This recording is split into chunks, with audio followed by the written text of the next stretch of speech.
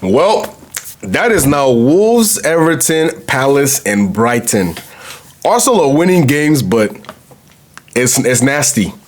It's very, very nasty to watch. And honestly, it's giving me the same feelings as Liverpool early in the season, where they were winning those games, but it was not comfortable. It was not good to watch. Arsenal are scraping these, and it's not even as if Arsenal are playing as bad as Liverpool were in those games. They're just they lack clinicality so much. Arsenal is such a team that lacks clinical, just decisiveness. They just lack that clinical edge.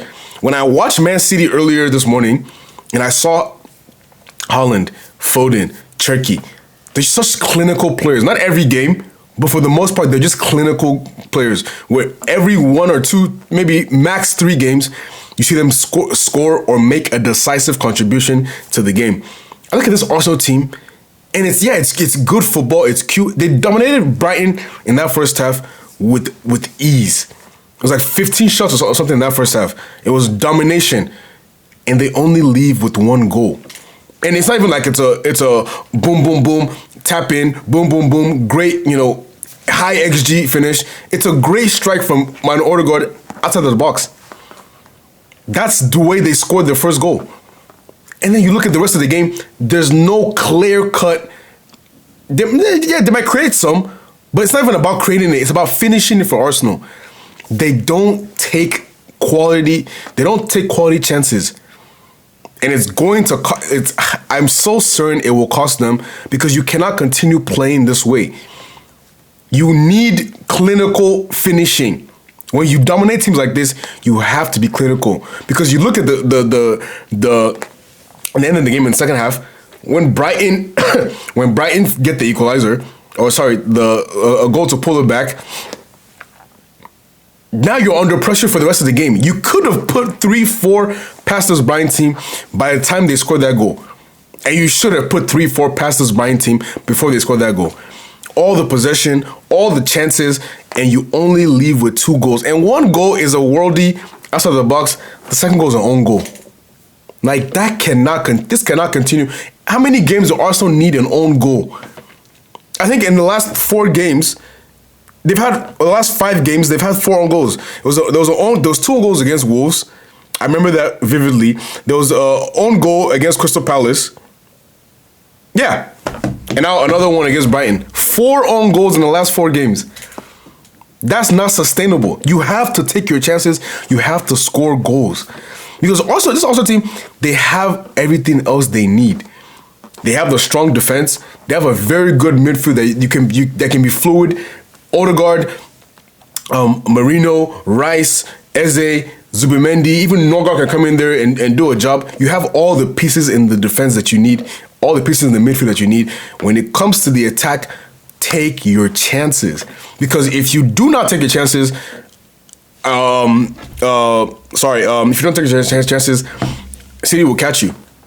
City will take their chances when they arrive. And I look at the next couple of games for Arsenal: Aston Villa, Bournemouth away, Liverpool. You're not going to be relying on own goals to beat those 3 teams. You need to produce. The positives from Arsenal's performance is that they dominated every single aspect of the game up until they got into the box. The way they moved the ball, they've had Declan Rice at right back. He did a job as well. They had everything going for Saka and Odegaard on the right-hand side. They were looking back to their best. Odegaard was actually looking back to his best this season. So far, he has been really poor for the last 18 months.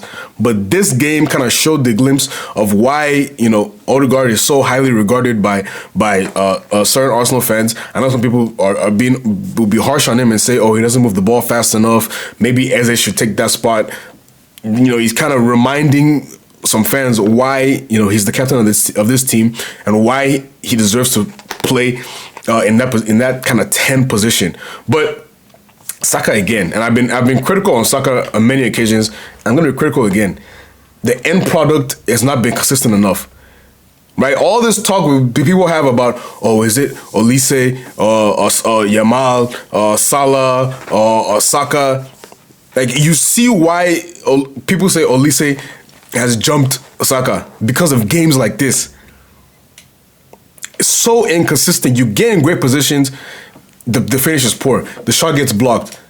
You're not doing enough. If you want to be that Arsenal's main man, or it's supposed to be Arsenal's main man, you need to be doing more than this. Look at all the other main men in other teams this season and in the past. You look at someone like Haaland, is always producing something. Salah in the past, last season, always producing something. Saka, you're supposed to be that guy for Arsenal. You need to be always producing something. You cannot be going games without scoring. You cannot be going games without assist. That's not what your job is. Your job is to be Arsenal's main man, so you need to be Arsenal's main man. There's no reliance on Gyökeres or Marino or Trossard or Martinelli. You're supposed to be the best player in this team. Yet some games I look at you and you're just like a complementary piece to other good players. That's not enough. You're supposed to be the superstar in this team.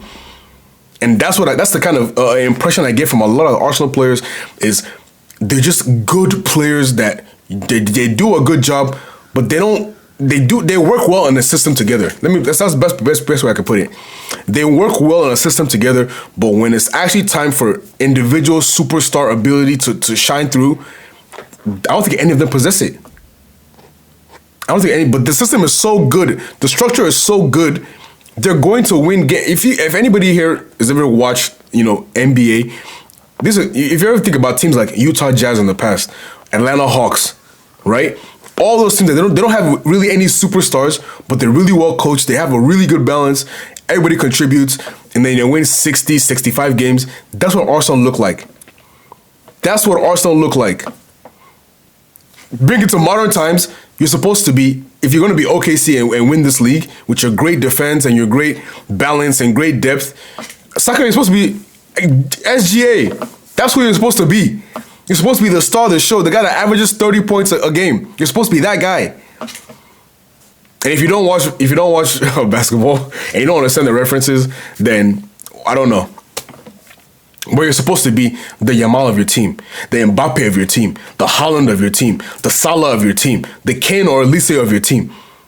That's the kind of caliber of player you're supposed to be for your team. If you're top of the league, you have to be that guy. And I just don't see, I don't get the impression. And I think that is what's going to hurt Arsenal in this title race. Everything else is set up for them. When it comes to that clinical edge up front, none of their players are clinical on a consistent basis. At least other teams have one guy that, okay, all goes to hell, this guy will show up. Who's Arsenal's go-to guy? These last 4 games have been terrible. They should have been a lot more dominant in these games. They should have scored more goals. They didn't score 2 goals in any of these games. More than 2 goals. 2-1-1-2. Man City, with those amount of shots, with those amount of chances, they'll score 3 goals, 4 goals. They'll dominate. Liverpool last year, they scored 3-4 in those games. They dominate. City in the past, Liverpool in the past, they dominate. Arsenal, this is not a domination. This is not a championship a winning formula.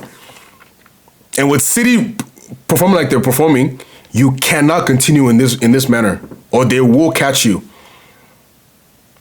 I don't know if I'm being too harsh on Arsenal. Please let me know in the comments. Am I being too harsh on Arsenal, or am I holding them to championship standards? You want to win the league, you need to perform at a certain level to win the league. Please let me know your thoughts in the comments, guys. Like the video, subscribe to the channel, and I'll see you very, very soon. Peace out.